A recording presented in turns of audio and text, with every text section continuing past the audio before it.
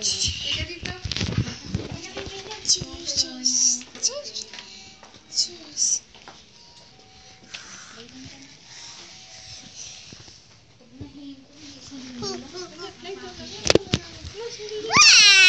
Wait. Ano na? Hindi siya kumot.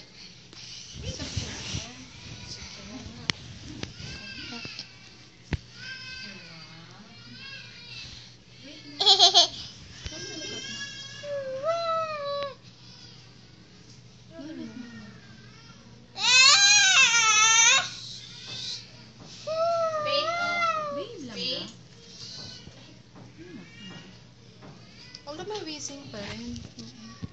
Pero tuloy-tuloy na lang natin multi-check. Very good.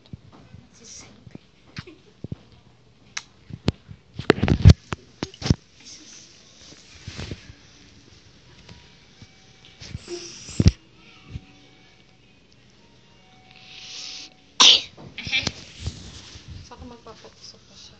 Sige po daw.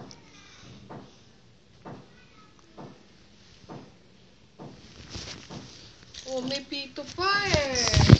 Oo, may pumipito pa. Oh, tapos na. Kayo po niya. Bye. Bye. Bye. Anong babay? Bye.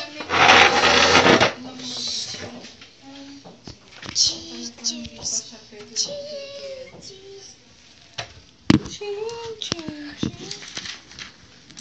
Talagang yun ang ano niya talaga. May mga pasyente pwede mamatagalan mo talaga yun eh. Kasi yung time na in-observe natin wala. Kasi for 3 months maganda siya eh. Tapos natigil, ito na naman. So baka kailangan mo na niya mas ma-maintain na mas matagal doon. Baka niya rin ba masama yun? Ay hindi. Kasi for maintenance talaga mga pang matagal. Yung pausok, gawin yung 3 times a day. Hanggang Fridays siguro. Tapos mag-click ng Friday para mapakinggan ko kung pwede itigil na. Tapos yung tuloy-tuloy na lang muna natin.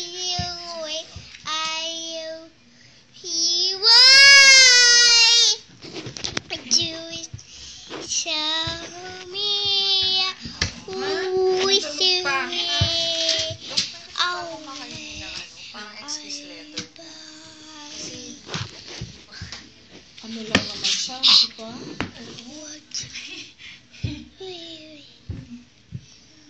Nursery. Kaya na, no? 1, 2, 3. Ilan taon na siya ngayon? Mag-4 po sa August. Yung ubo niya yan, ubo yan sa kasama niya si Hika. Tuloy yung dok na ano, pag inuubo po siya, Meptin na po ba ngayon? Pwede mo painumin na kagad ng Meptin, tapos observe.